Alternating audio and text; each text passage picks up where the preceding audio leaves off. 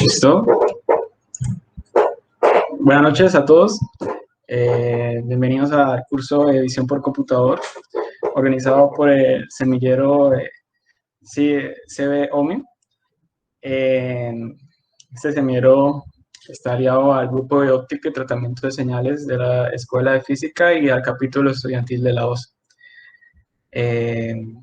Sin más nada, pues el propósito de este curso es para motivarlos, incursionarlos en esta área y darles algunas herramientas para que puedan elaborar sus propias aplicaciones.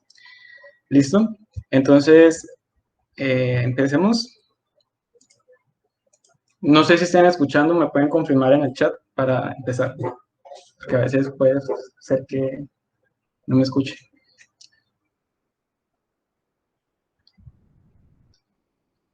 Ok, entonces en este primer tema se establecerá qué es la visión por computador y los principales problemas a los que hay que enfrentarse cuando hay que diseñar alguna aplicación que utilice esta tecnología. Para esta presentación definiremos qué es la visión por computador, su importancia y la evolución enorme que ha tenido dentro de estos últimos 5 a 10 años. Además, se describirán las principales tecnologías que dieron origen a la visión por computador. Las aplicaciones de análisis de imágenes a veces no son fáciles de llevar a cabo y pues se tienen que solventar a raíz de o a partir de una serie de problemas, con una serie de problemas. Entonces, empecemos con la definición de la visión. Entonces, tenemos que el primer concepto a entender son los sentidos. Los sentidos son los medios por los que podemos interactuar con el entorno que nos rodea, ¿sí? A través de ellos nos permiten obtener información del mundo o decidir en función de ellas las acciones que debemos tomar para movernos, comunicarnos o interaccionar con los objetos o pues con las mismas personas. La visión o la vista es el más importante y complejo de los sentidos. Algunos datos interesantes es que, no sé si ustedes sabían, pero el 75% de la información es procesada por el cerebro, información sensorial, mientras que el 25% restante se centra en los otros 4 sentidos. Ahora, gracias a la información, como le venía comentando, tenemos información de los objetos que existen en nuestro entorno. Sabemos dónde está, si se está moviendo o no, qué trayectoria siguen. También podemos determinar el camino libre de obstáculos, reconocemos los objetos que nos rodean, etc. Por lo menos, no sé, un ejemplo sería las señales de tránsito o señales de peligro, cuando estamos en peligro, un instinto de supervivencia, ¿no? Ahora, tenemos que la vista, o podemos concluir que la vista es el sentido más importante y complejo. También a partir del uso de la visión, el hombre ha evolucionado en diferentes campos de conocimiento científico y expresiones artísticas. Como ven en la imagen, el propósito de este curso es explorar ese horizonte que comprende el otorgarle a la visión a una máquina, otorgar la visión a una máquina.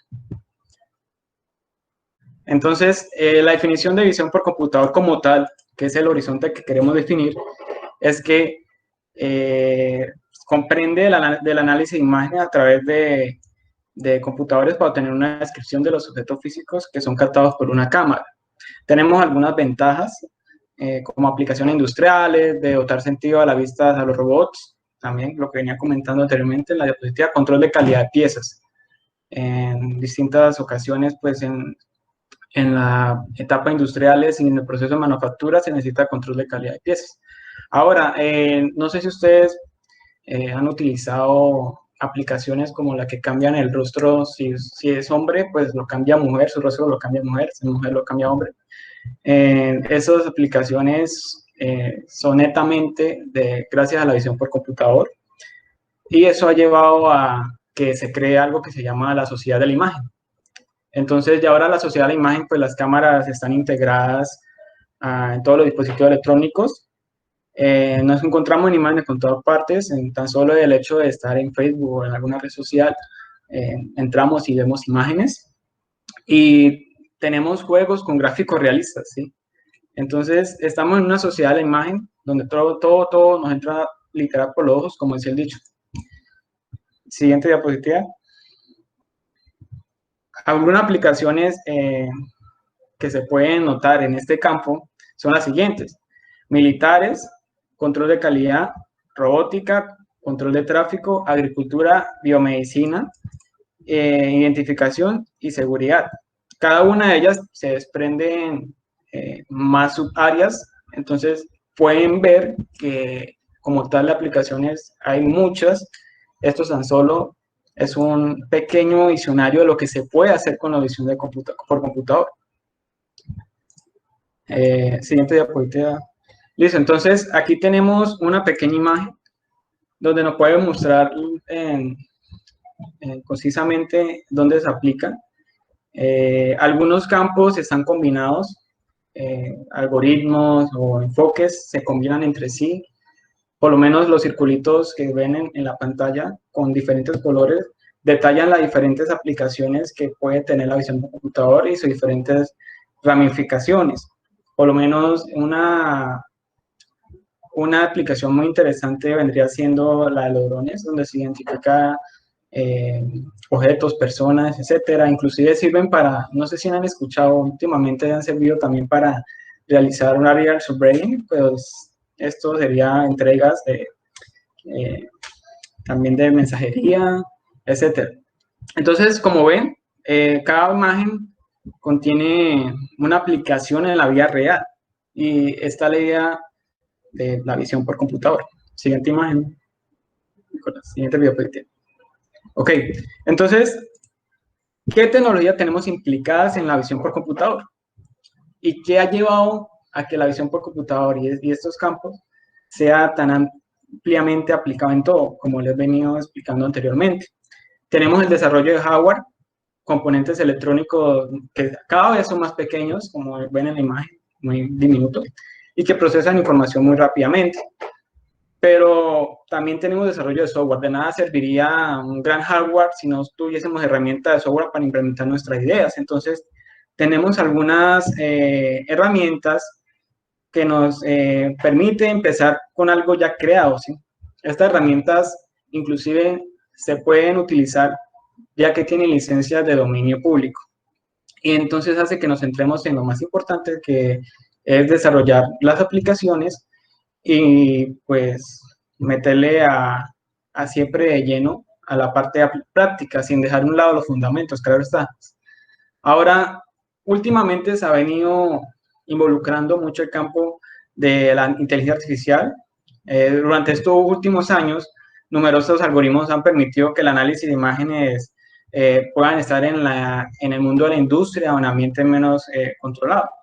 Por lo menos, no sé si han visto o han usado aplicaciones o que comprenden de identificación de rostros y dicen, bueno, esta persona, este rostro pertenece a tal persona, este rostro pertenece a otra persona.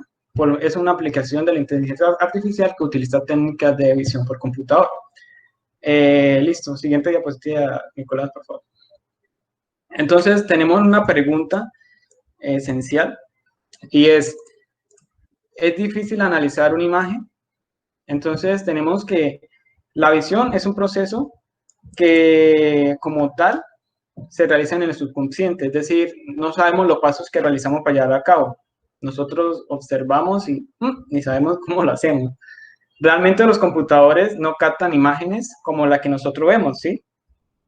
Entonces, ¿qué significa esto? Que, como ven bien en la imagen, constituye, el computador lo interpreta como números, ¿sí?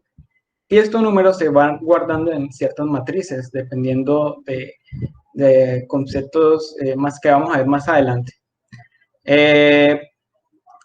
Otro factor importante a analizar es que en aplicaciones industriales donde el ambiente está más controlado, esta tarea puede ser más fácil de analizar imágenes por computador.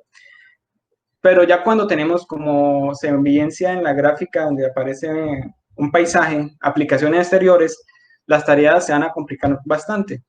Existen muchas variables para solucionar problemas que no podemos determinar o fijar a la primera. Debemos pasar por una etapa, como les dije al principio, que nos pueda solucionar dichos problemas. Entonces, esos son retos que es lo que hace interesante o una ventaja de lo que tiene el campo de la visión por computador. Siguiente diapositiva. Listo, entonces tenemos que diferentes condiciones en las imágenes, diferentes grados de libertad como rotación, traslación, escala. En dichas ocasiones, pues, si queremos analizar objetos, pues van a presentar un conjunto de apariencia muy distinta en nuestra imagen, ya que pues dependerá del punto de vista en lo que hará aparecer rotados, trasladados, en una zona de la imagen u otra, más o menos grandes, y a pesar de esos cambios, nuestro algoritmo tiene que saber de qué trata el mismo tipo de objeto. Por lo menos tenemos el gatico, que está ubicado en diferentes formas, diferentes posiciones. El movimiento del objeto o la cámara también es importante. Podemos tener el caso que el objeto que estamos buscando no tenga una forma rígida, ¿sí? Por lo menos un gato o el animal que tenemos en la imagen no tiene una forma rígida que podamos definir. No, esto es una figura como un cuadrado o un triángulo, no. Es una figura que no podemos determinar. Entonces, a la ligera, ¿no? Entonces, también puede presentar cambios de movimiento. Por lo menos, pues, vemos que el gatico se recuesta o puede estar en un árbol, etc.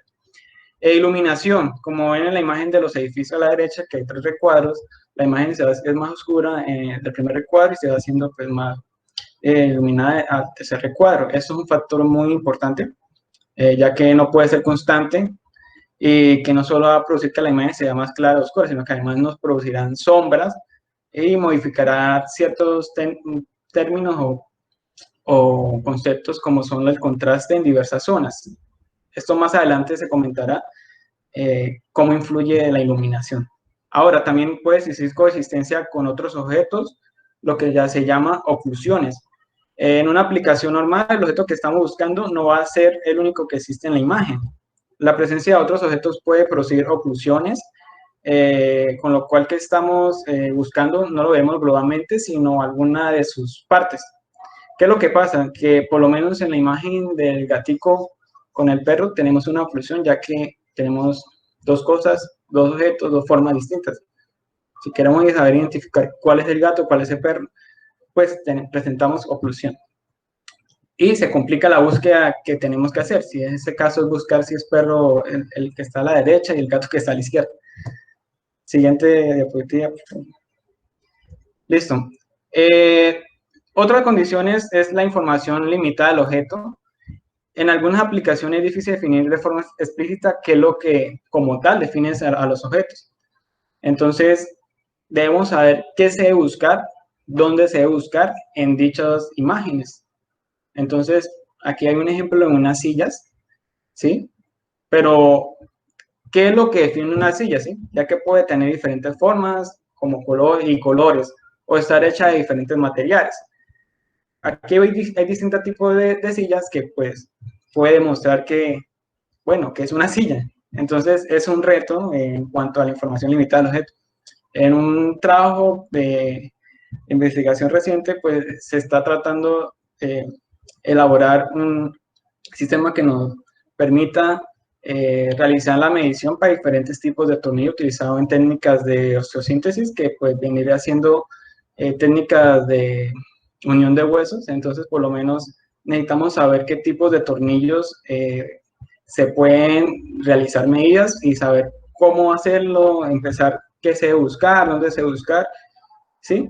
Los mismos conceptos, qué material es, los mismos conceptos que aparecen ahí en la pantalla inscritos. Entonces, la siguiente diapositiva, ya finalizando, tenemos un conjunto de sistema de adquisición de imágenes.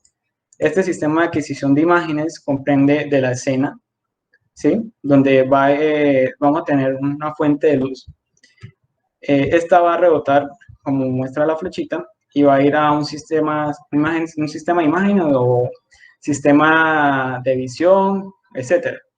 Este sistema de visión pues, está comprendido por un computador, es fundamentalmente un computador. Tenemos diferentes ópticas o diferentes equipos con ópticas, que sería el microscopio o una cámara digital. Entonces, el conjunto de un computador y una cámara ya no serviría para tener un sistema de imagen. De ahí se desprende, ya llega obtenemos la imagen, tal cual como cuando capturamos una imagen con el celular, o vamos a obtener una imagen. Con lo que se va a trabajar es con una imagen digitalizada, que va a depender, como ven en la parte derecha, el output de píxeles, que es algo que vamos a comentar más adelante. Listo. Ya finalizando, desafío de aplicaciones de mi parte, ¿sí? Finalizando mi parte, el desafío de aplicaciones es que el futuro es ahora. Las imágenes, como le venía comentando, la sociedad de la información, de las imágenes y las aplicaciones con diferentes técnicas como la inteligencia artificial, nos dice que este campo tiene mucho por elaborar, hay muchas cosas que se puede hacer y pues el futuro es ahora, viejo. Los dejo con Nicolás y gracias.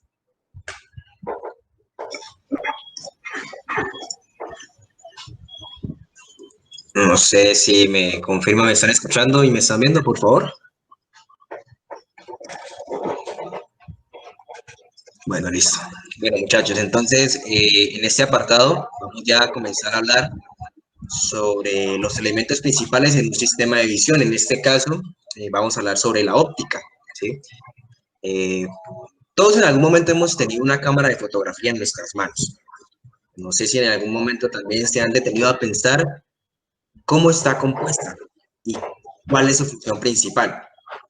Entonces, estas cámaras se componen de pequeños o un juego de lentes, más bien, que sobresalen de ella y pues la función de ellos es capturar los rayos de luz que provienen de la escena, ¿sí? Y concentrarlos dentro del sensor de la cámara, con el fin de producir una imagen. ¿Listo? Ahora, dentro de la amplia gama existente de ópticas, dentro de esa gran variedad, a la hora de escoger nosotros la óptica que necesitemos, existen algunos parámetros que son muy importantes. Hay algunos de estos, gracias, mejor. Entonces, esto, como les decía, hay unos parámetros de estos que están impresos dentro de la carcasa de la óptica, tales como lo son la distancia focal y el número F. Y además existen algunos otros de los cuales va a depender gran medida la calidad de la imagen que nosotros tomemos, como es el caso de la luminosidad y su rango de enfoque. Ahora, la luminosidad en un objetivo está condicionada por diferentes factores, tales como el número de lentes que la componen, su material de fabricación, el recubrimiento, su tamaño, y a partir de esto se define la apertura máxima del diafragma. ¿Qué es un diafragma? El diafragma es un elemento mecánico que hace parte de la cámara que tiene forma de cortinilla o de aleta, que es la que pueden evidenciar ahí en la imagen. Y pues su función principal es regular la cantidad de luz que pueda entrar en la cámara. Existen algunas ópticas, bueno, las ópticas de mayor calidad, para facilitar este enfoque en la escena de trabajo, llevan un rango de distancias impresas también en la carcasa, que normalmente están graduadas en metros. Y esto pues se hace con el fin de que, de que se haga un buen enfoque o que se facilite el enfoque sin tener la necesidad de utilizar un visor o el visor. Otro parámetro muy importante es la distancia focal. Esta distancia es la distancia que existe entre el centro óptico de la lente y el foco o punto focal. Este foco o punto focal es donde se concentran todos los rayos de luz y, bueno, convergen a este punto, todos los rayos de luz que traspasan los lentes o el lente. Y normalmente suele venir expresado esta distancia en milímetros, como pueden ver ahí en la imagen.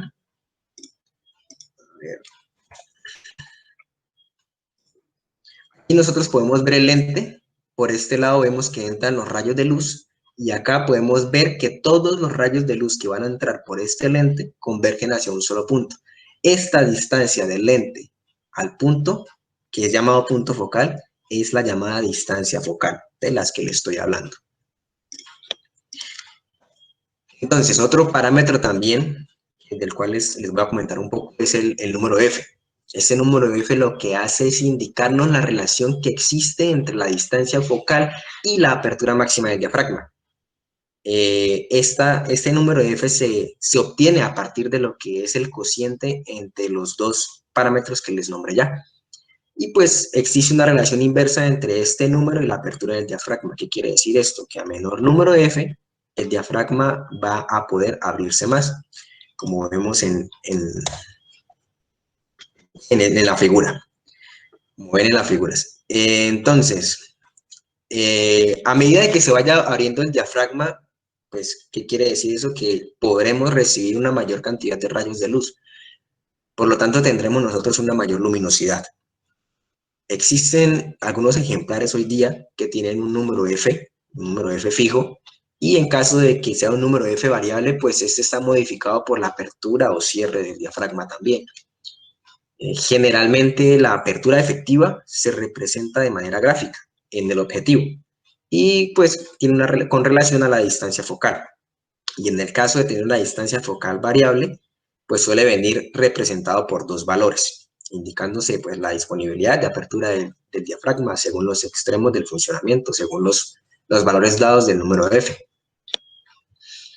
Ahora, muchachos, les comento que existen dos tipos de ópticas, o les voy a hablar sobre dos tipos de ópticas. Uno es de distancia focal fija y el otro es de distancia focal variable. Las variables también son conocidas como tipo zoom. Entonces, vamos a comenzar con la de distancia focal fija. En el caso de estas ópticas, suelen tener un tamaño mucho más pequeño en comparación a las de tipo zoom, debido a que están construidas con un menor número de elementos, ¿sí? Suelen ser mucho más luminosas desde el punto de vista de la calidad de la imagen y poseen un menor número de aberraciones geométricas, o poseen menos aberraciones geométricas y cromáticas. Y pues por último son mucho más livianas, pues, como les digo, en comparación a las de tipo zoom. Tienen una desventaja. ¿Cuál es la desventaja? Si yo quisiera cambiar o quisiera trabajar con diferentes distancias focales, pues tendría yo que utilizar diferentes ópticas de este tipo. ¿Por qué? Porque no voy a poder cambiar esa longitud focal, que ya viene preestablecida en la óptica. Por otro lado, bueno, existen, como les decía, las de distancia focal variable, que son las de tipo zoom, y pues estas ofrecen varias longitudes focales que están determinadas dentro de un rango establecido. Suelen ser mucho más versátiles por esta razón y las diferentes distancias focales se consiguen en estas ópticas mediante el movimiento de los elementos ópticos de la carcasa. Y pues también estas tienen una desventaja. Tienen una mayor probabilidad de aberraciones y tienen una mayor pérdida de luz. Y pues estas tienden también a ser mucho más grandes, más pesadas y por lo tanto también mucho más frágiles que un objetivo fijo, en igual relación de luminosidad, claro. Aquí en la imagen podemos observar dos ejemplares, uno para distancia focal fija, como lo ven es mucho más pequeño en comparación a los de distancia focal variable, que los de tipo zoom. Ahí podremos apreciar también en la de tipo zoom las partes, el anillo de zoom y el anillo de enfoque.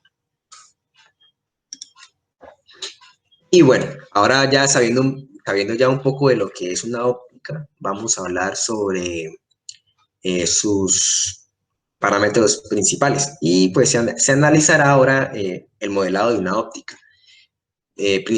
Primeramente les voy a hablar sobre el modelo de lente fina, ¿sí? Este modelo lo que hace es relacionar la distancia a la que se enfocan los rayos de luz en función a la distancia a la que se encuentran de la cámara los objetos presentes en la zona de trabajo. Entonces podemos ver aquí que tenemos un objeto a una distancia U del lente, ¿sí? Todos los rayos de luz provenientes de este objeto van a converger a un punto con una distancia V, que es esta. Y pues varios rayos de luz reflejados por un punto van a ser captados por la lente y como les digo, pues convergirán al punto V. Ahora, sería interesante establecer algún tipo de relación en estas distancias. de entre todos los rayos reflejados que nombramos anteriormente, que son todos los que se encuentran aquí, va a haber uno que va a ser paralelo al eje óptico. Este rayo cortará, como les decía anteriormente, les hablaba del punto focal, que todos los rayos de luz que atraviesan la lente van a estar dirigidos hacia el punto focal. Por lo tanto, este rayo que es paralelo al eje óptico va a cortar el eje en el punto focal. ¿Sí? Y teniendo en cuenta pues que la óptica es simétrica, un rayo de luz que corte este eje a una distancia igual a la distancia focal antes de la lente, que es esta, va a salir paralelo también a este eje, que es el eje óptico. Y pues con relación a estos dos rayos, nosotros podemos analizar mediante triángulos semejantes y a partir de ellos obtener la fórmula del modelo de lente fina, que es esta de acá. Aquí nosotros podemos apreciar que la suma de la inversa de la distancia, que es esta a la que se encuentra el punto del mundo y a la que convergen los rayos, que es esta, es constante y va a ser igual a la inversa de la distancia focal. Entonces esa sería la ecuación con la cual nosotros podríamos sacar al relacionar esos triángulos semejantes. Bueno, ahora sigue otro modelo que es el modelo de pinhole, que es el ojo de aguja, también llamado así. Y les cuento que este modelo era el modelo que correspondía a las primeras cámaras de fotografía que se desarrollaron. Aquellas cámaras de fotografía que consistían en una caja, no sé si en algún momento han visto una, si recuerdan esas cámaras antiguas, pues bueno, era el modelo que se usaba anteriormente. Y que consistía en que se realizaba una pequeña abertura aquí o un agujero, de tal forma que entre todos los rayos de luz que pudieran atravesarla, solamente uno llegara a la película fotográfica, que en el caso de nosotros es el sensor de la cámara. Pues al momento de aplicar este modelo a las cámaras, también suponemos que existe un solo rayo de luz, que es el que une el punto focal y el punto del objeto, ¿sí? Entonces a una separación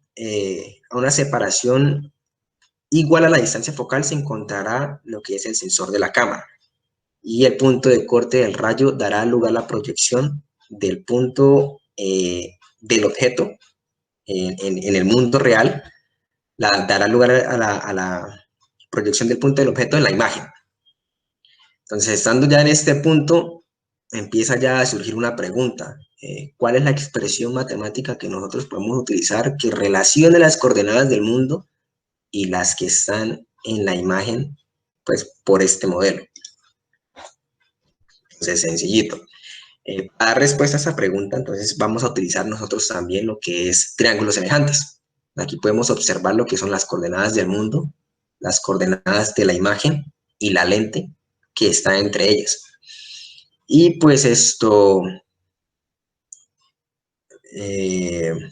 vamos a decir que pues en esta figura se aprecia que la proporción entre las coordenadas del punto de la imagen y la distancia focal es igual a las coordenadas del mundo y la distancia a la que se encuentra en este punto de la cámara, ¿sí? Entonces al aplicar nosotros esa relación por triángulos semejantes, podemos decir que esta ecuación es aquella que va a salir del modelo de pinhole, ¿listo? Entonces, aquí, ¿qué podemos evidenciar nosotros? Que estas son las coordenadas de las dimensiones del objeto en la imagen, ¿sí? Van a estar afectadas, sí, solo sí, por este valor de acá, que va a ser la distancia focal. Entonces, ese sería nuestro modelo de pinhole. Ahora, aquí vamos a hacer, en este apartado vamos a proceder a hacer una comparación entre estos dos modelos. Para ello se recurre a un factor muy importante, que es el factor de magnificación, que es este denominado con la letra M.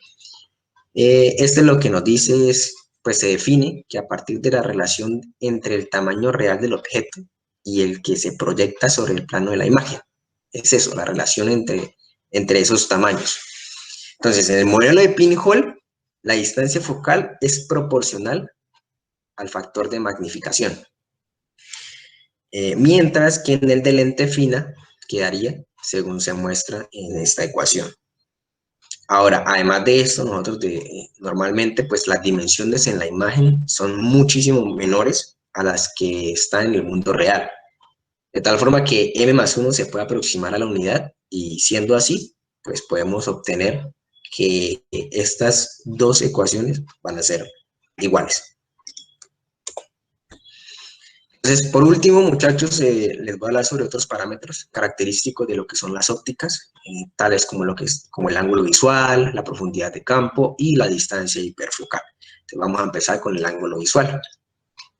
Pues el ángulo visual es aquella zona que se forma por dos rayos de luz que inciden sobre los bordes extremos de la zona sensible de la imagen, es decir, en este caso, este de aquí y este de aquí. Todo esto sería el ángulo visual. Hay que tener en cuenta también que este parámetro depende de las dimensiones del sensor de la cámara y de la distancia focal, como podemos observar aquí, que pues se utiliza en la óptica. Bueno, como les decía, como se observa en esta figura, una óptica tendrá un mayor ángulo visual conforme la distancia focal sea menor, ¿sí? Y de esta forma, distancias focales bajas son capaces de captar un espacio mayor, pero tienen una desventaja, que la desventaja es que los objetos en la imagen se van a ver mucho más pequeños. Otro factor bastante importante es la profundidad de campo. Entonces, la profundidad de campo se define como el espacio en la imagen donde todos los objetos presentes se pueden ver totalmente enfocados y nítidos, ¿sí? Una profundidad de campo pequeña está controlada por varios elementos, siendo la apertura del diafragma la más importante. En el caso de lo que es una distancia focal grande, el factor más importante que la afecta es perdón, en el caso de que es la profundidad de campo grande, la distancia focal es la más importante. Existen también 4 factores que afectan la profundidad de campo. Uno de ellos pues es la apertura del diafragma que les comentaba anteriormente, el otro es la distancia focal, otro es distancia de enfoque y por último el tamaño del sensor. Aquí en esta imagen nosotros podemos observar, pues en esta ilustración, si nosotros utilizamos las diferentes aperturas del diafragma, cómo se van enfocando ciertas zonas dentro de la imagen. Entonces, a menor apertura del diafragma, va a haber una mayor profundidad de campo. En esta imagen pues, colocamos nosotros de ejemplo para que se puedan apreciar cómo afecta la distancia focal en la profundidad de campo y el ángulo de visión al momento de hacer la captura. Si pueden observar acá, pues esta es una distancia mucho más lejana y se van acercando. Entre más lejos, pues los objetos se van a ver mucho más pequeños. Y por último, de los parámetros, pues les comento que de la distancia hiperfocal, que no es nada más que una particularidad de la profundidad de campo. Y pues se define como aquella distancia de enfoque, llamada H, puede ser, cuya profundidad de campo tiene un margen desde el infinito hasta h medios. Y esta distancia es aquella en la que se consigue una mayor profundidad de campo. En el aro de enfoque que se tiene en las ópticas se corresponde a la posición marcada con el símbolo de infinito. Y pues eso sería todo.